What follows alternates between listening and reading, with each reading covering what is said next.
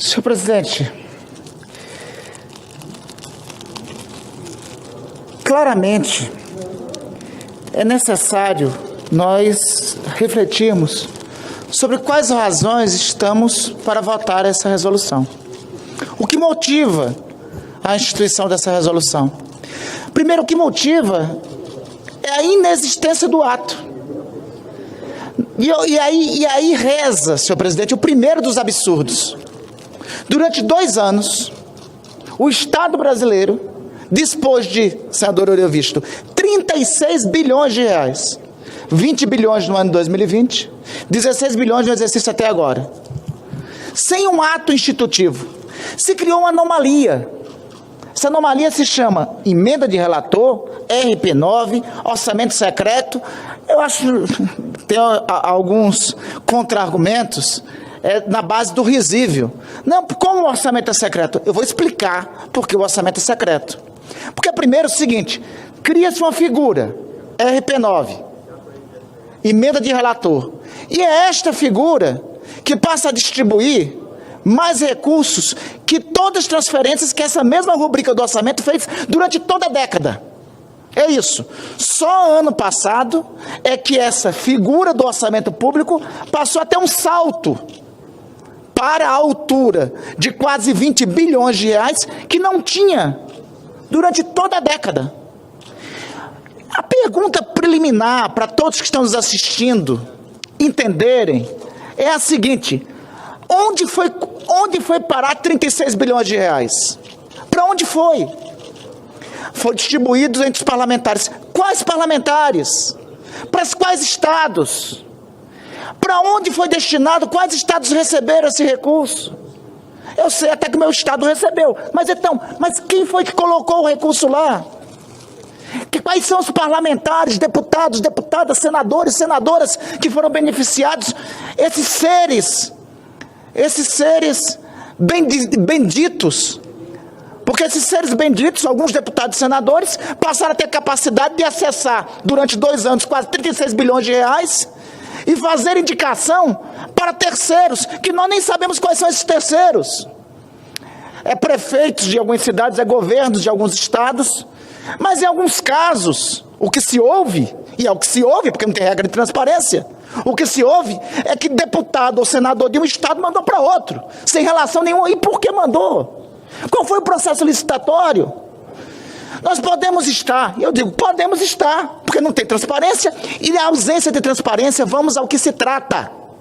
Tem um documento que todos nós nos comprometemos, juramos sobre ele ao tomar posse, se chama Constituição da República Federativa do Brasil. Lá nesse diploma legal, que nós todos juramos sobre ele, tem um artigo 37 que diz: os princípios da administração pública que nos regem e que regem o orçamento público deve ser legalidade, impessoalidade, moralidade, publicidade e eficiência. O que estamos a perguntar, o que dá origem a essa reunião e a tal resolução, é não somente a decisão do Supremo Tribunal Federal, que interpretou o óbvio. Onde está o princípio da moralidade no gasto de 36 bilhões de reais? Para onde foi? Com quem está? Ninguém sabe, ninguém viu. Onde está esse aí mais afrontado? O da publicidade, esse daí. Os que defendem essa figura, RP9, emenda de relator, orçamento secreto, seria bom nos explicar isso. Aí o que ocorre? Há uma decisão do Supremo Tribunal Federal. No âmbito dessa decisão, relatada pela ministra Rosa Weber, é dito o seguinte: o item 2 da decisão, senador Lazier, da publicidade e transparência previsto nos artigos 37, caput 163. E mais adiante diz: quanto ao orçamento do exercício 2021, ou seja, os 16 bilhões de reais, e também de 2020, que seja suspensa integral e imediatamente a execução dos recursos. Isto foi. Aí a segunda parte da decisão da ministra Rosa Weber, referendada pelo Pleno do Supremo Tribunal Federal, diz ipsi literi o seguinte: quanto ao orçamento do exercício 2020 e 2021, que seja dada ampla publicidade. Meu querido senador Marcelo Castro, já concluí. Meu querido senador Marcelo Castro, um dos melhores membros deste nosso Senado e do Congresso Nacional, de reputação das melhores aqui. O que estamos a questionar na decisão é que esta parte da decisão da ministra Rosa Weber e do Supremo Tribunal Federal não está sendo cumprido. Alguém pode argumentar, não, mas não tem condições, tem um parecer técnico, ainda bem que temos uma consultoria técnica, que diz que há as condições para dar publicidade a isso, há todas as condições.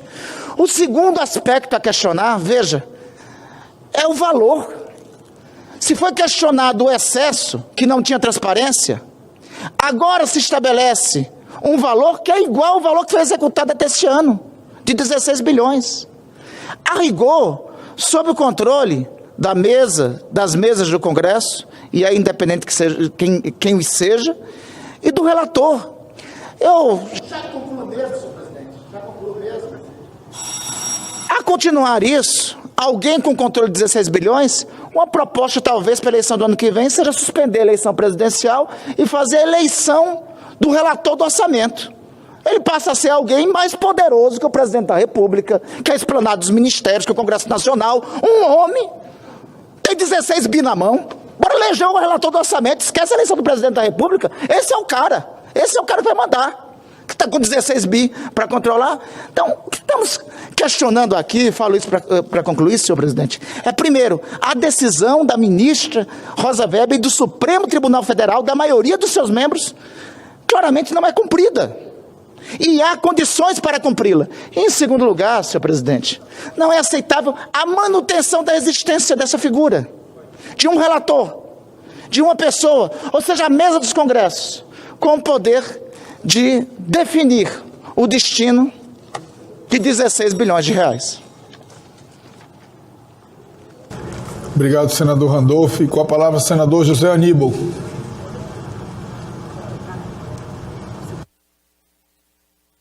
Tá, ok. Senador Alessandro Vieira, Vossa Excelência tem a palavra. Obrigado, senhor presidente.